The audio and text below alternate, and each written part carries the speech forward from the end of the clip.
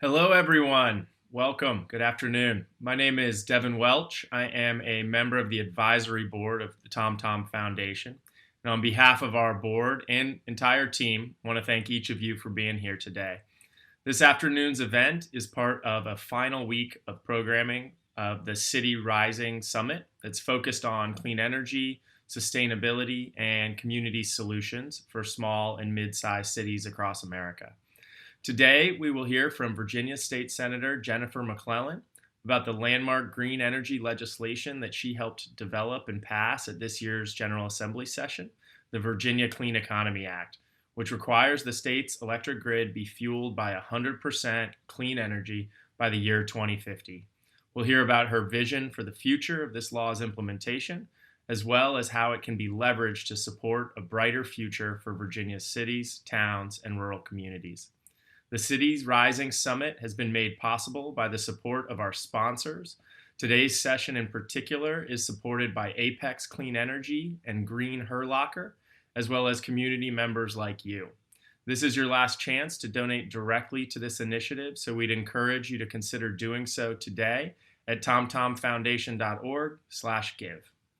With that, I'd like to introduce you to our moderator today, Andy Brownstein, a partner at Greenehurlocker PLC, who counsels renewable energy developers and entrepreneurs in buy and sell side mergers and acquisitions, strategic financing and capital investments, joint ventures, credit facilities, and commercial real estate investments. Andy, I'll turn it over to you. Thank you very much, Devin. I appreciate the introduction. I'm happy to be here. For those of you who may have seen the previous invitation where Eric Herlocker would be moderating, Eric was unable to be with us today. Unfortunately, he sends his regards and apologies, and I'll do my very best to sub in for him. I'm very pleased to introduce State Senator Jennifer McClellan. Senator McClellan was born and raised in the Richmond area. She got her undergraduate degree at the University of Richmond and her law degree at the University of Virginia, my alma mater, so I'm excited to say that. She has practiced law in the Richmond, Virginia area for a number of years, both in private practice and for the last 18 years with Verizon. But more importantly for this particular discussion, since 2006, she's been in public service to the citizens of the Commonwealth, both as a delegate for 11 years, and most recently since 2017 as a state senator for the 9th District of the Commonwealth. And I'd be remiss if I also didn't mention that Senator McClellan has also declared her intention to run for the governorship starting next year, and we wish her all the best in that endeavor as well. Without any further ado, I wanted to introduce Senator Jennifer McClellan. Well, thank you, Andy. It is good to be here, and welcome everyone. It's exciting to be as part of this TomTom conversation. Sorry we can't be in person, but that's just where we are today. But looking forward to the conversation. Great. We're just as a quick housekeeping item, we are going to try and reserve some time for Q&A at the end. If any of our viewers out there have questions they'd like to hear Senator McClellan answer, if you could post those in the Q&A widget at the bottom of your screen, we'll try and get to those at the very end of our session. So without any further ado, I thought we would start by taking us back all the way, maybe at least a year ago, maybe even longer, to talk a little bit about the genesis of this idea that you and Delegate Rip Sullivan eventually put into the General Assembly. So take us back to the thought processes that you and your colleagues went through to bring what eventually became the Clean Economy Act to the floor, your initial goals and the basis of how, what you were trying to accomplish. Yeah, so this basically builds on years of work. Back when I first got elected to the House and when Rip Sullivan first got elected, there were efforts to, at a minimum, get a voluntary renewable standard. There were efforts to have energy efficiency standards. There were efforts to increase access to solar and wind that just never went anywhere, never got out of a committee or even a subcommittee. And about 4 years ago, almost, When the last gubernatorial election happened and also the entire House of Delegates was up, there was a concerted effort among the environmental community, among the clean energy industry, to really educate candidates on the importance of clean energy on a cleaner, renewable standard, that it was possible to meet such a standard.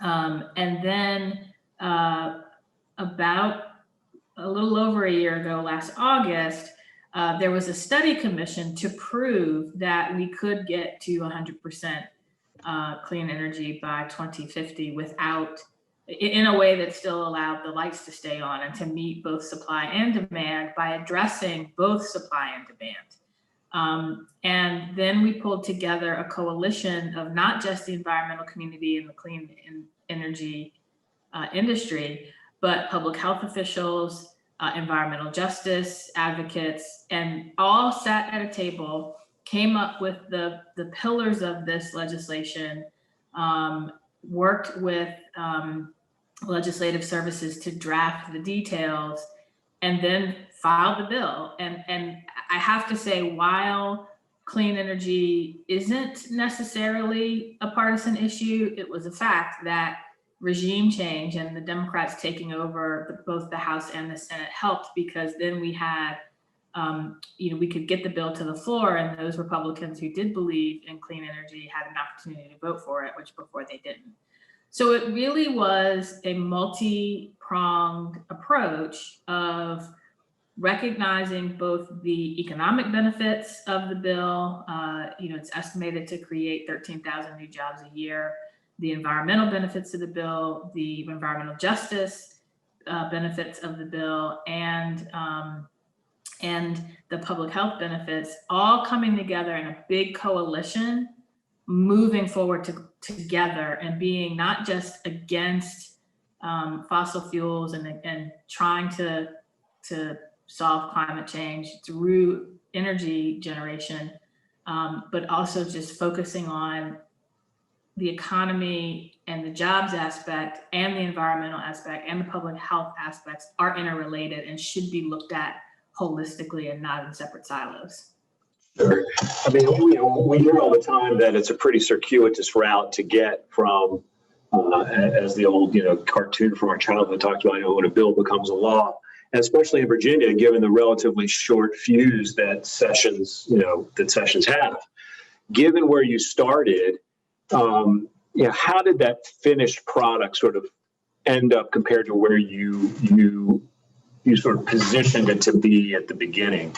And take us through some of the machinations. There's been a lot of media just in the last month or so about some of that coming out, and a lot of articles about that. From your perspective, from where you wanted it to be day one or pre-day one to where we ended up on, the governor's desk for signature, tell us a little bit about how things sort of progressed in your mind, and where we really hit the mark and where we still have work to do, and just what your expectations versus the reality ended up.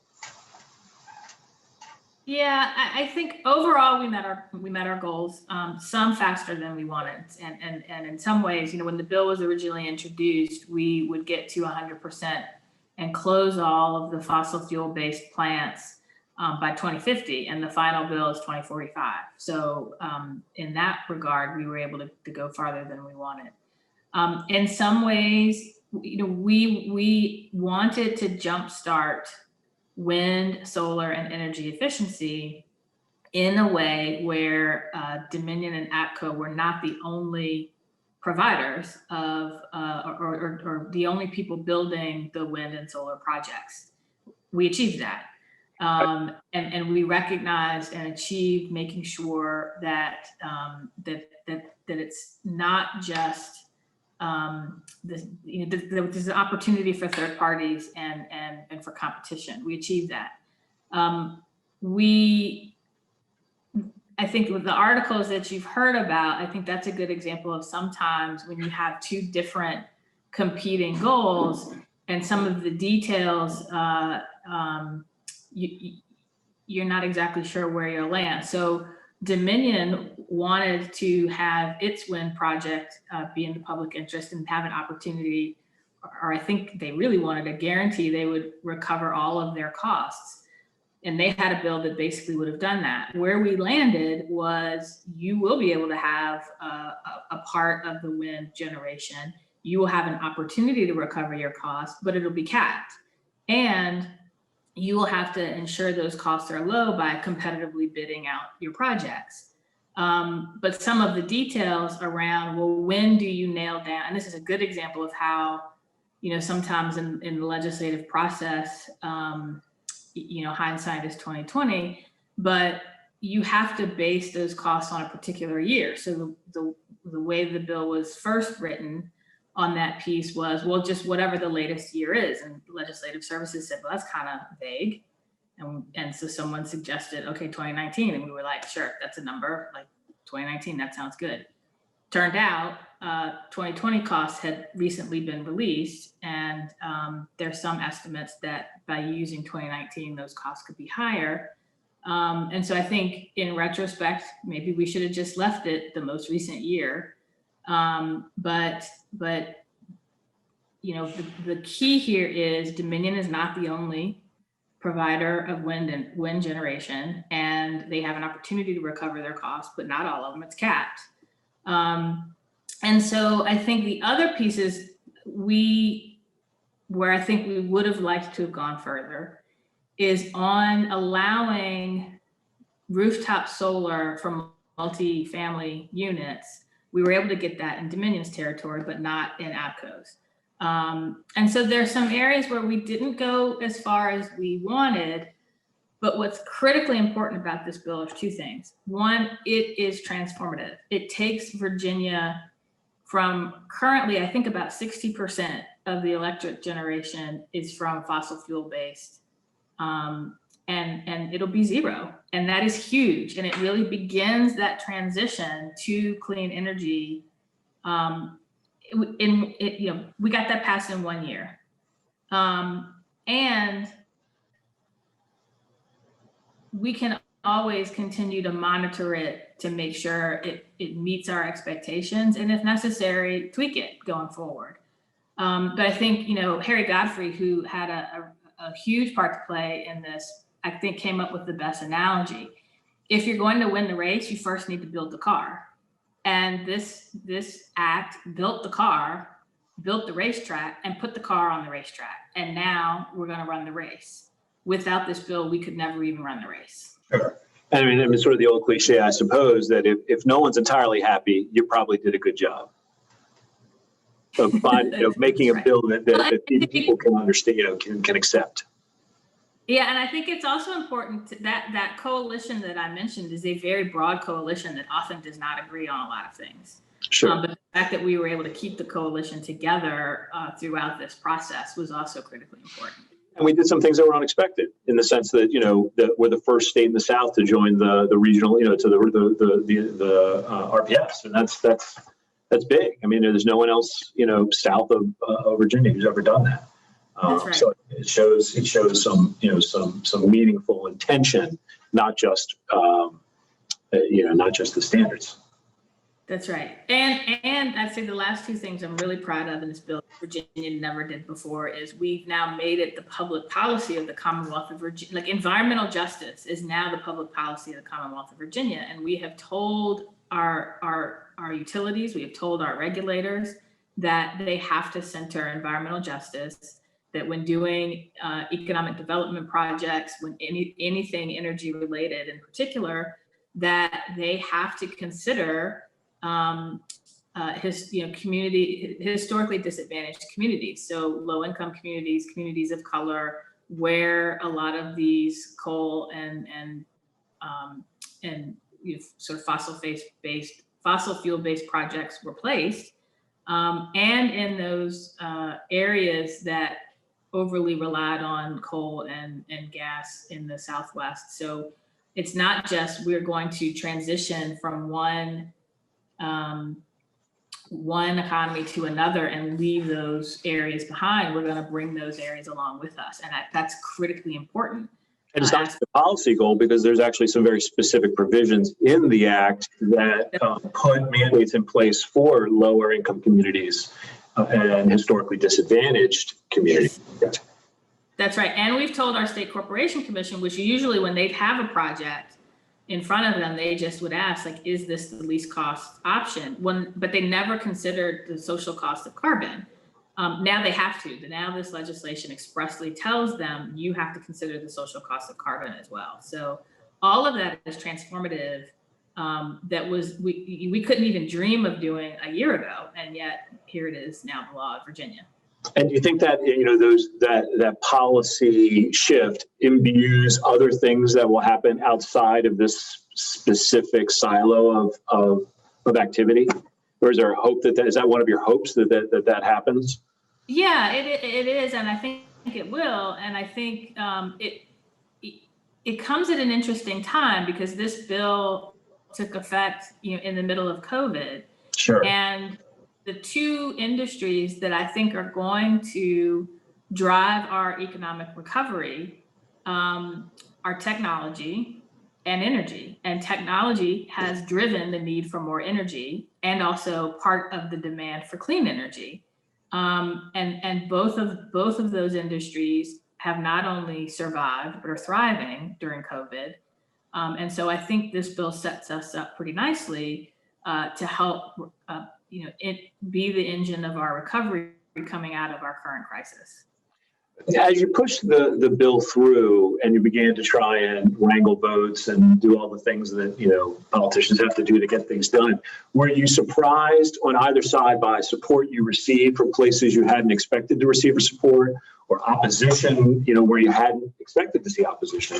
Did it sort of fall along the line? I know there was some bipartisan support, of course, but was there sort of surprises? And we'd be curious to know on either side, or surprises in either way, where you didn't expect it to turn out the way that it did. I wasn't that surprised. I mean, we knew from the beginning that there were some who felt that it didn't go far enough. Sure. And there were competing bills out there as well. Yeah, there was a Green New Deal bill that focused more on a moratorium on fossil fuel generation, and we have a de facto moratorium, but it was two very different approaches. Sure. So we kind of knew that, and we knew coming in that I think the biggest surprise is Dominion sort of took the tact of, this is too complicated. And they tried to very, very beginning kind of say, we can't do this right now. This is too complicated. Like, there's no way we'll be able to resolve this bill. And I think they were surprised that there was such a will, like, no, we're going to do it. We're going to do it. It's not too complicated. And we're going to just push forward. And then they said, okay, well, let's actually come to the table. I think that was the biggest surprise, was just that there was even an effort to just say, oh, this problem's too hard, we can't solve it. But there was such a fierce urgency of now that there were enough people to say, no, we have to solve it now because we are already behind. There's a realization that the snowball has kind of gone over the edge of the hill. It's rolling down the hill. Exactly. Yeah. Now that the law, now that it is law and we're starting to see implementation, do you have any thoughts on what you've seen so far from the industry? Are you keeping up with what people are doing? Are you seeing it embraced in the way you expected, both by the utilities as well as the independents who are going to be a big part of making this happen? I mean, we have our own observations from our own clients and that we see. I'm curious what you've heard and what you've seen post, July 1. Well, I think, what I have learned in my other line of work, that usually getting a law passed is just the beginning. It's just the tip of the iceberg. What really matters is, how is it implemented? How is it interpreted? How do regulators interpret it, and what decisions are made?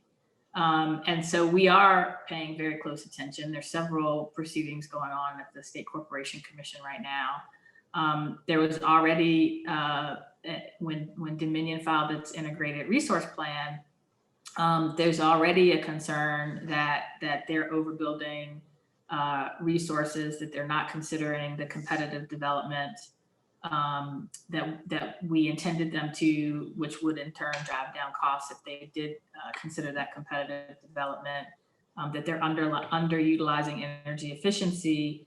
And so we are monitoring that. And when I say we, it's, Rip Sullivan and I and some of the sponsors of the smaller pieces of the bill that are related to ours, we're paying very close attention to that case and some others, that the act gets interpreted and implemented consistent with our intentions. And if not, we probably will have legislation to make sure that gets course corrected. Yeah, that was sort of my follow-up question. Do you have some sense of what types of things we might see in the coming General Assembly that will be sort of sidecars or add-ons to what we're trying to see here? Well, we're sort of in that process of deciding that right now. We're still not quite finished with the special session. We're going to have to come back and do some final things with the budget, but we are in those conversations right now. I'm just not ready to sort of definitively say what that legislation is going to be, but I suspect there will be something this session. And then again, this is going to be a bill that has to be implemented over multiple years. And so I think the current administration, the next administration, and the legislature will all be sort of paying very close attention until we get to 2045. Get connected, essentially. Yeah. Right. We talked a little bit before the session started about some of the observations we were seeing from our clients. So I'll ask you about a couple of those things. One of them is about the grid.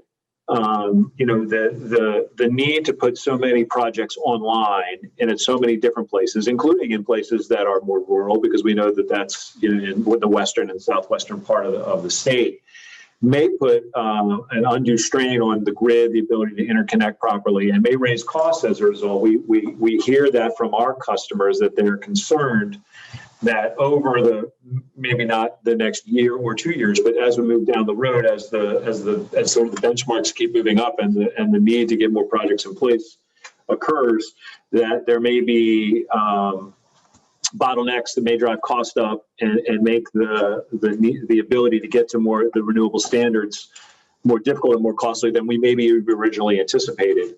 So, are there any thoughts about what we can do as a Commonwealth to either alleviate that problem or track and monitor that issue, so we don't end up in a place where we're regretful that we sent one domino down and then we didn't see the other dominoes coming? Yeah, I think, part of it is just very careful monitoring. With the Grid Modernization Act that the General Assembly passed back in 2018, we sort of really began the process of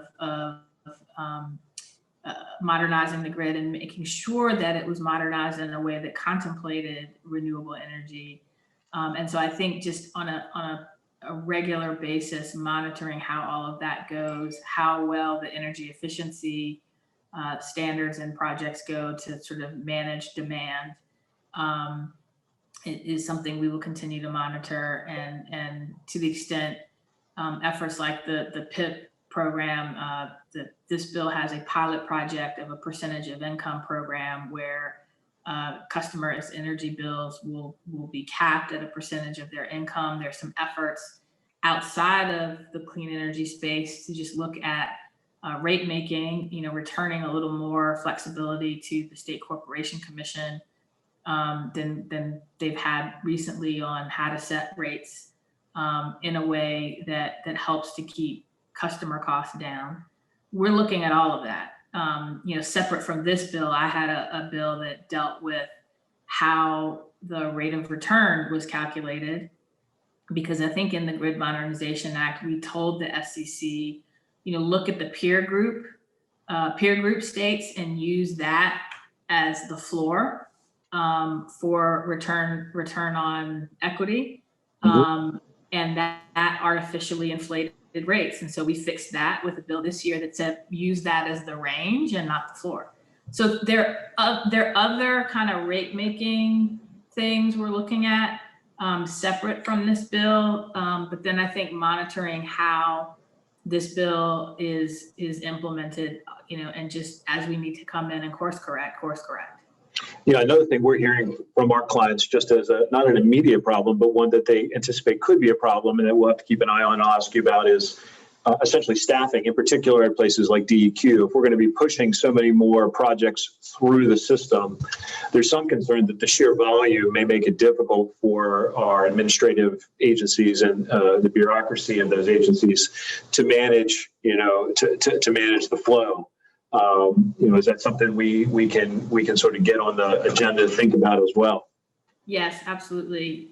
We need to make sure that all of our agencies have what they need to keep the ball rolling. Yeah, and they do a great job. I mean, we have some great rules in place that streamline that process, but just the sheer number of projects that are likely to be coming through the system, I think, is something that some people at least have voiced some concern about, not immediately, as I said, but in the future as well.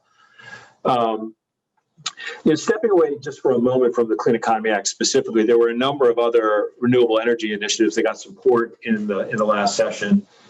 Tax treatment of certain solar projects, things about siting agreements, revenue sharing, all of which fit into the theme today of the small city environment. And I thought maybe we talk a little bit about some of those and how they might benefit going forward. Sort of in conjunction with the Clean Economy Act that we spent a bunch of time talking about already. Yeah, so, one of the bills that I also carried with Markeem, the Solar Freedom Act, also really helps to give our local governments as well as nonprofits and homeowners more ability to use rooftop solar. Right.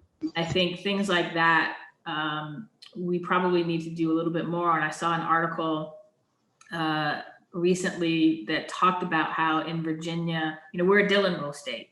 Right. And so we still have some handcuffs on our local government's ability to do energy efficiency projects. I think we probably can go a little bit farther to make it easier for them to do solar projects themselves. So we are now at the point where while we've taken some of those handcuffs off, we are really aggressively talking to our local governments about what else do you need for you to help, either whether it's energy efficiency, whether it's solar.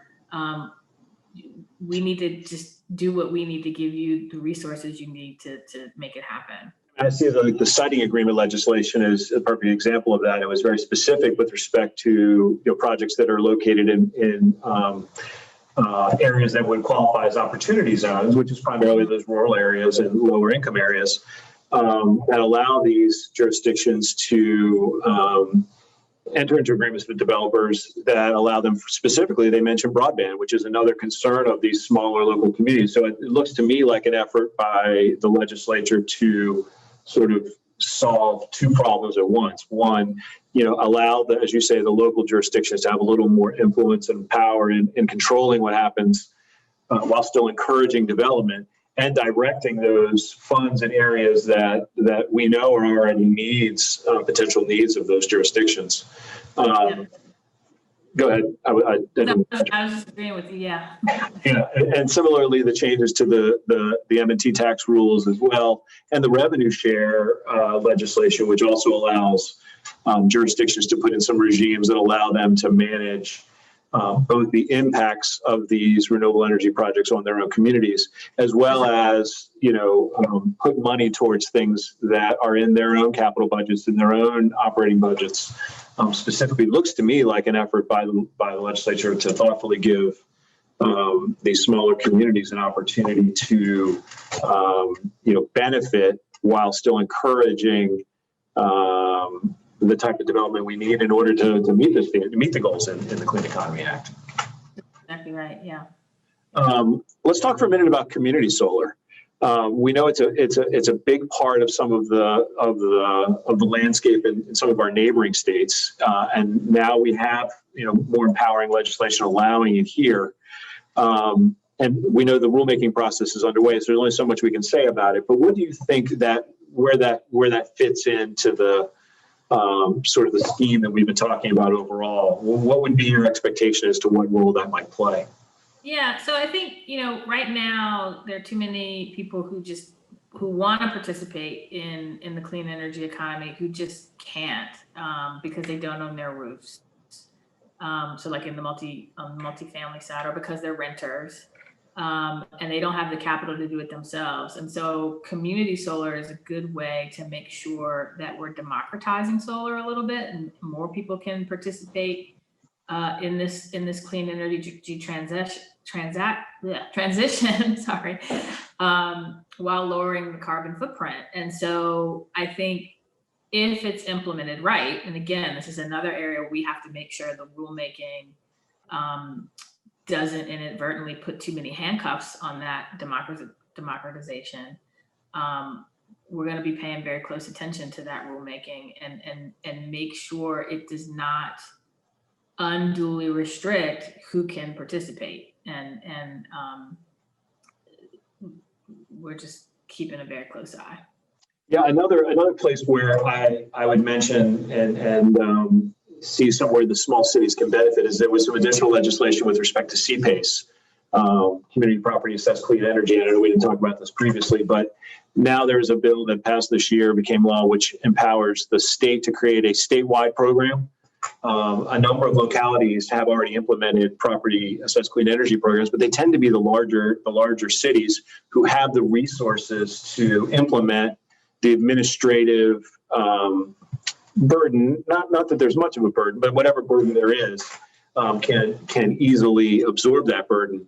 But it does leave the smaller localities in a bind because they may not have those resources at all and very stretched.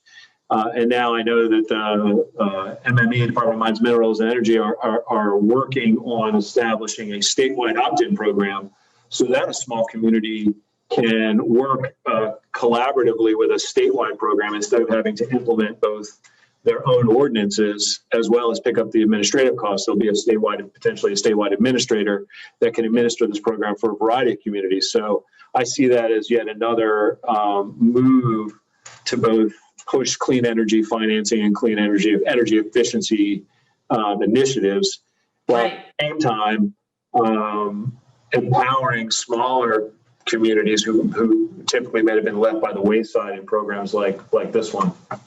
Right, and then I'll tie that back to the portions of the Clean Economy Act that really mandate that Department of Mines and Energy really focus on the economic development opportunities for those historically disadvantaged communities, which is defined to include those smaller communities that would want to do such projects, but don't have the resources to do it. So once again, we have sort of set as the public policy of the Commonwealth, we want every part of the Commonwealth, every jurisdiction to be able to participate in this new clean economy.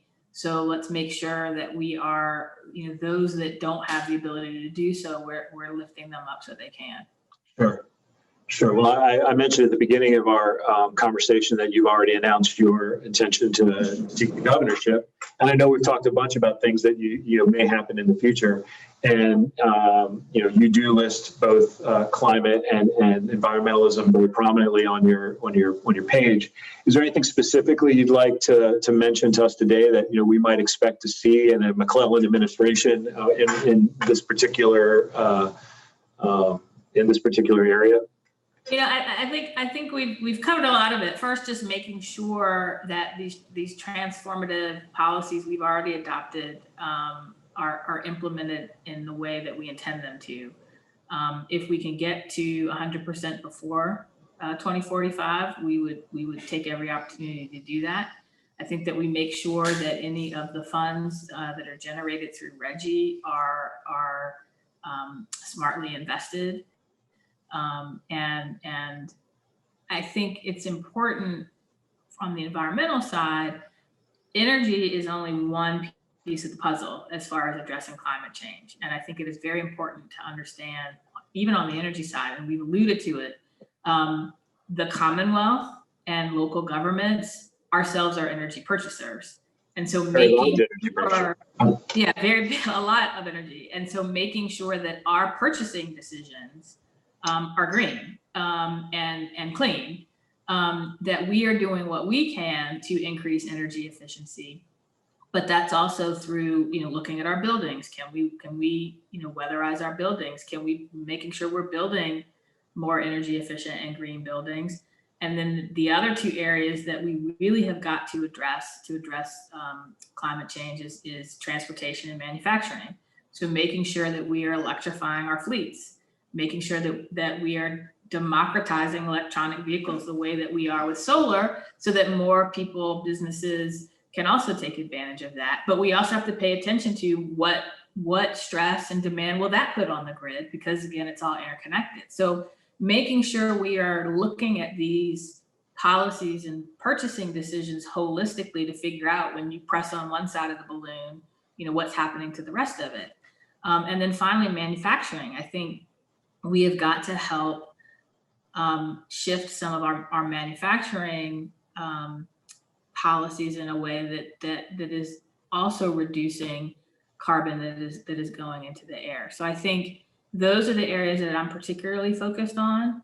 But a lot of it is just going to be this year, not just the Clean Economy Act, but with joining RGGI, with the environmental justice legislation, with the Environmental Advisory Council, with the solar bills, with the wind bills, making sure that this huge transformation is implemented in the correct way is going to be the job of the next governor and the next administration.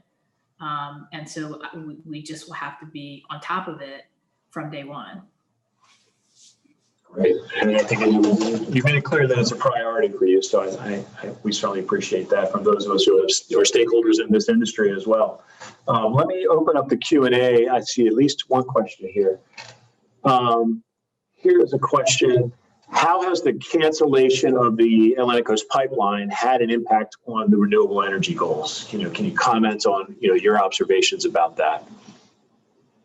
I think the jury's still a little bit out on that. My impression had been all along that the Atlantic Coast Pipeline was not really about Virginia, that the pipeline was just kind of going through Virginia. And I know there was a big debate over whether it was necessary to help with some of the energy needs in Hampton Roads, but that case was never really made to a lot of people's satisfaction, including my own. So I think it would have been a big push just for that specific goal, right? I mean, given the impact, Right, and I think any fossil fuel based project, whether it's the Atlantic Coast Pipeline or there some new power plant proposals in Charles City County, any of them are counterproductive to the goals of the Clean Economy Act to achieve 0% carbon-based generation by 2045. And so I think the sooner we can move away from gas and coal, the better. I mean, I think it seems to me that if nothing else, it's a softer signal that they are all in on this transition, right? I mean, knowing that getting a coal or gas-fired plant is going to be very difficult to get approved at this point, and not having the ACP being such a priority for them from a development standpoint. Well, I mean, just by process of elimination, where does that leave you from a generation standpoint, right? I mean, that they're still going to have nuclear power plants. They're still there, and they're going to run. But they're not going to be any new nuclear power plants built anytime soon. That's right. So I think it's sort of by process of elimination, what's left, and that's where we are. So I think that piece of news sort of, to me, fits hand in glove with the changes in the legislative landscape. And it seems to me that at least, sitting here October 29th, there doesn't seem to be any turning back for the large utilities in Virginia at this point. No. Barring something unforeseen. If there are other questions, people could certainly put them up in the chat now, or they can put them in the Q&A. We'll take those. Let's see.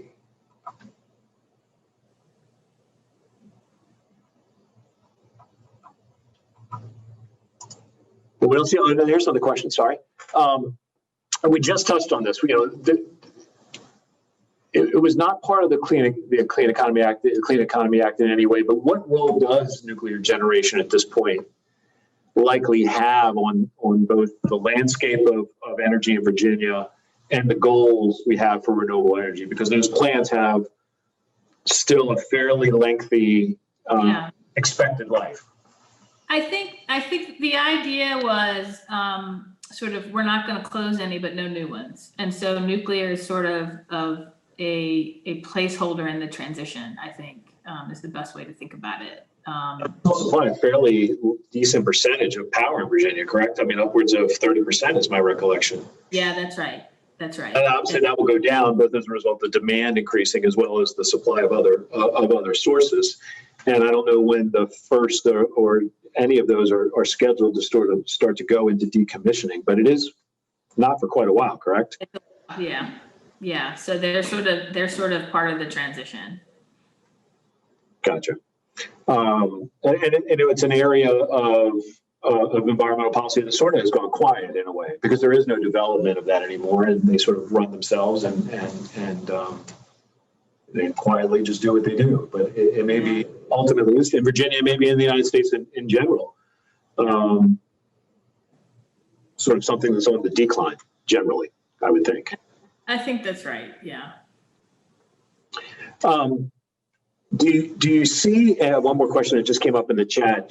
I'm not sure entirely what the question was intended to mean. Do you see any federal roadblocks or, on the other hand, assistance to the legislation and its implementation? And I guess that somewhat would have to do with what happens next week, but even beyond that, because this is a 30-year transition period. But what is it you would expect at the federal level to either assist or impede what we're trying to do here? Well, if you just watched the last presidential debate, I think that there's just a fundamental difference of opinion and a difference of a priority between, the Trump administration is really part of the same focus on, fossil fuels are great. And let's have more. And a Biden administration would be, we need to, continue to transition away from fossil fuels and towards clean and renewable as quickly as possible. So that is November the 3rd, will fundamentally determine whether it's going to be harder or easier to meet our goals. And whether there are standards or mandates from the federal level, and which would also help us get to 2045 or at least 100% faster. So this is definitely, the future of energy generation is definitely on the ballot on November 3rd. Absolutely. I mean, if you take the Trump administration out of that equation and look maybe back to what we would call a more quote unquote traditional Republican position, at least in the last few administrations, you go back to the Bush administration, where I might characterize it, maybe not perfectly accurately, as, well, it's all good. Let's do everything, right? Why not do everything? If we return to a more, I'll call that moderate conservative position that, renewable energy is fine, but we ought to be doing everything, right? Why shouldn't we, maximize every potential source of energy? Does that impact what we're trying to do? Yes. Well, it does from two ways. I mean, from just a pure, you ask that as if it's sort of a pure academic question of what's the best way to generate electricity. Yeah, I'm not sure there is. Right, but there's the fundamental question of as stewards of this planet, are we hastening our own decline, our own demise? And we are close to, if not at a tipping point with climate change, and it impacts everything. I mean, with more and bigger storms, with rising temperatures, with melting, ice caps, with rising sea levels, with that impacts migration patterns, that impacts food supplies, that impacts public health. So it's not all good. Right. It is not all good. And that is, again, why it was so important to have in the Clean Economy Act. You won't look at this in a vacuum. You are going to consider not just how your decision on how to generate electricity impacts everything else. You're going to look at the social cost of carbon, and the social cost of carbon is too great to continue to pay, period.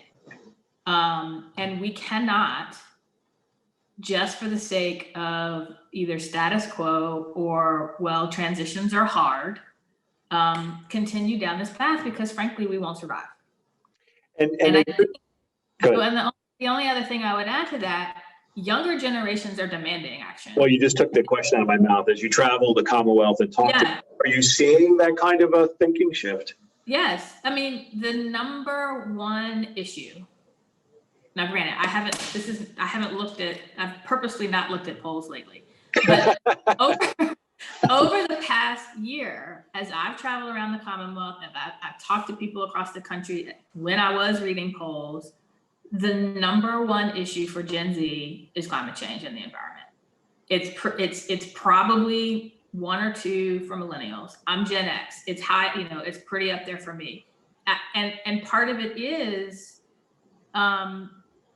to really geek out for a minute, I attended a conference where I heard from a futurist, which I'd never heard of a futurist, but they look at mega trends that are coming. Yeah, seems like a great job. I know, I would love to be one, but they look at what are the trends that are coming that we need to get ahead of and adjust to. And one of the mega trends that is pretty much here is climate change. And it's transformative. And if we don't address it, it impacts our economy. It impacts public health. I mean, it impacts everything. And people 50 and younger get that. I mean, not that those over 50 don't, but they have that fierce urgency of now, because they are the ones, and I think about my kids all the time, they are the ones that are going to have to decide, do I need to move to higher ground because, my town's going to be flooded? As more parts of the planet can't grow food, what does that mean for everybody else? As more parts of the planet are underwater, what does that mean for everybody else? As agricultural businesses die, what does that, because it's too hot to grow things, or it's too flooded to grow things, what does that mean for everybody else? It'll probably lead to war and famine. So there is a fierce urgency of now that cannot be ignored. Well, I would ask you for closing remarks, but I think you just gave them. Yeah. But there's hope, right? There's hope. That sounded really like doom and gloom, but there is hope because we are making progress, and I think we will continue to make progress. Well, I can't thank you enough for taking the time out of what I know is an incredibly busy schedule and an incredibly busy time in the political world and in the world in general, for sitting down with me and with us today to talk about these issues. We certainly applaud all your work with the Clean Economy Act and everything you're doing for the Commonwealth. I personally wish you all the best in your campaign, and I'm going to kick it back to Ben from TomTown for just some closing remarks of his and some logistical announcements going forward. But thank you very much again, Senator. Thank you, Andy. Great seeing you. Bye-bye, everybody. Thank you, Andy, and thank you, Senator McClellan, for sharing your insights and expertise with us here today. This is a wonderful conversation, and we'd like to thank everyone for attending today and remind you that this is our last day of the Cities Rising Summit. We've got one more session at 2 p.m.